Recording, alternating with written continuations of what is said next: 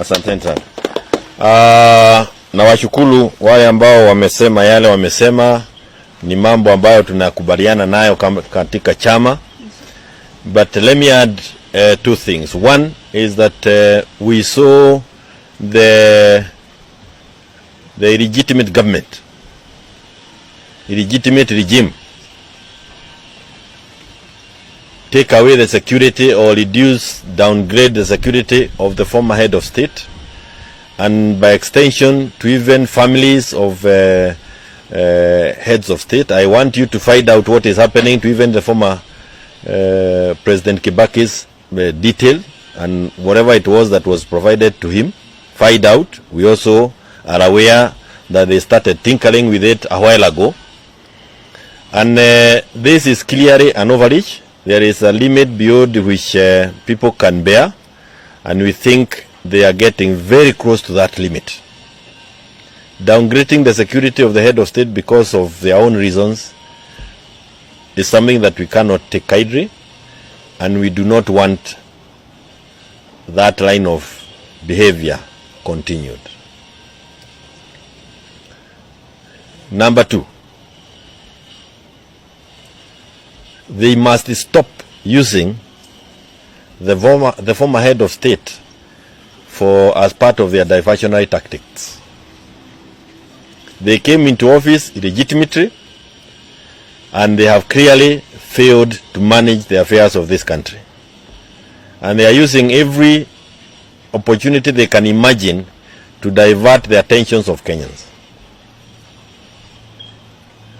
Hii ushuru wamepadisha kila kona, na imewakalia wa Kenya mpaka hakuna Mkenya ambaye halii leo. Iwe ulikuwa UDA, uko Azimio, uko chama kipi, hakuna Mkenya ambaye hasikii uchungu wa yale ambayo inafanywa na serikali hii.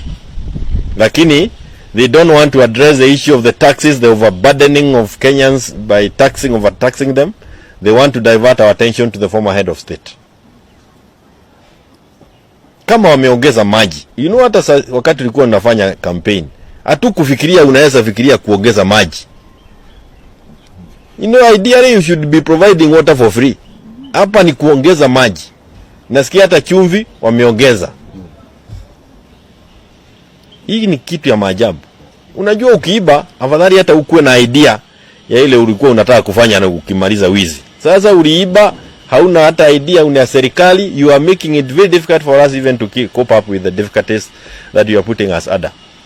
But we are saying this, and this is why we belong to the People's Baraza. We are going to be part of it, because the injustice, the social injustice that Kenyans are being occasioned to is now beyond. Maisha ya kila siku yamezidi. I never imagined that people can withdraw matatus from the road. We have always complained about the matatu owners because they were the ones hiking the prices. This time, they can't even hike because there's nobody to pay any fare. So they're actually putting their matatus off the road. Young men are getting unemployed, the drivers, the touts are also getting unemployed. That kind of hardship is what UDA needs to concentrate on, unless on issues like withdrawing security hapa na pale. Hiyo mambo haina maana. And I think it is important that they continue paying attention to that. And especially hiyo maneno ya taxes. When you say that you want to tax, ati kwa sababu nilipatiwa chaba na mzee, you want to tax that. Unajua unaweza fikiria ni uhuru you are targeting. And Kenyans need to know, if there is anything you have ever received as a form of inheritance, kutoka kwa guka wako, hiyo ndio wanasema watapiga uchuru. And finally, with even all these heavy taxes, what do they have to show for it? What project in the country is being undertaken? Where is the money going? They are overtaxing us, and they have already overborrowed 509 billion. They have borrowed within the last 150 days. Na tena uchuru ndio huo tumekaliwa, na hakuna project hata moja tunaona. Unajua ile hatujauliza nani anaiba hizi pesa. That is our next phase. Nani anaiba hizi pesa? Kwa sababu zinaibiwa. Where is the money going? Right now I can give the name of a police officer who is stuck in India. Na before NHIF was paying for them. Today even the police officers are not getting the proper cover from NHIF. The teachers the same. There is a teacher who was released from Nanyuki the other day. Jana alikuwa apasuliwe tubo, lakini NHIF cannot pay. Amewaambiwa aondoke. So something is not right with this government. Now that is why I want to thank these members of Nairobi branch. They have led the Jubilee Party for the last known number of years, and they are still doing it, and will continue doing the same.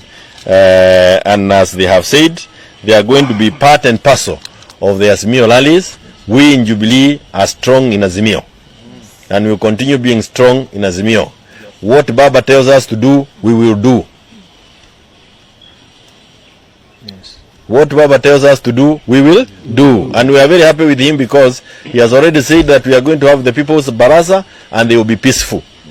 That is in line with our thinking also. We are going to be in those peaceful barazas to ensure that we push, not just for electoral justice, but this time, hata ile inatukera zaidi ni ile uchungu wa Kenya wako nayo kuliko hata ile wizi walitufanyia kura.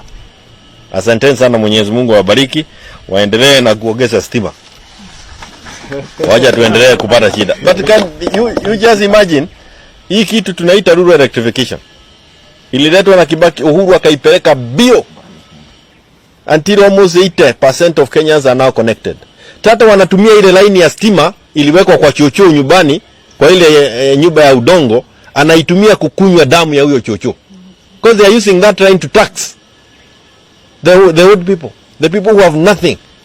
Kwa hivyo ni kama mlija walipatiwa kuingia kwa manyumba ya kila Mkenya. Instead of helping them come out of poverty, they actually, we can't allow that. These services were not being brought for people to become poorer. They were meant to help our people. And we will be very, very, he asked for a robust opposition. Tutampatia paka achoke. Na sioni akimaliza hii mkono. Asanteni. Muko sawa? Muko sawa? Don't go. Yes? Uh-huh.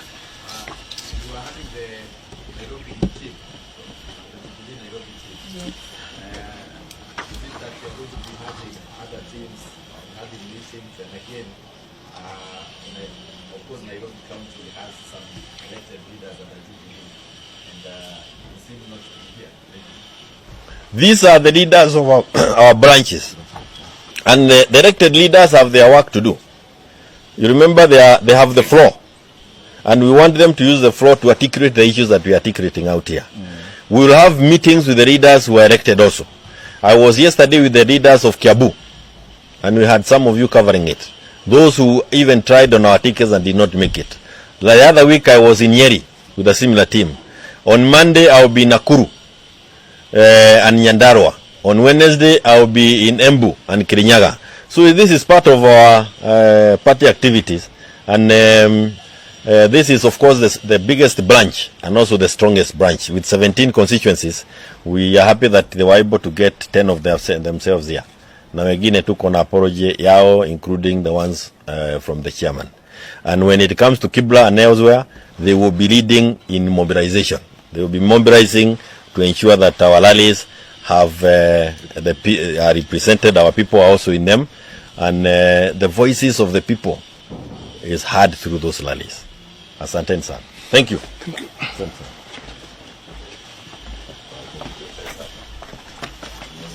Thank you.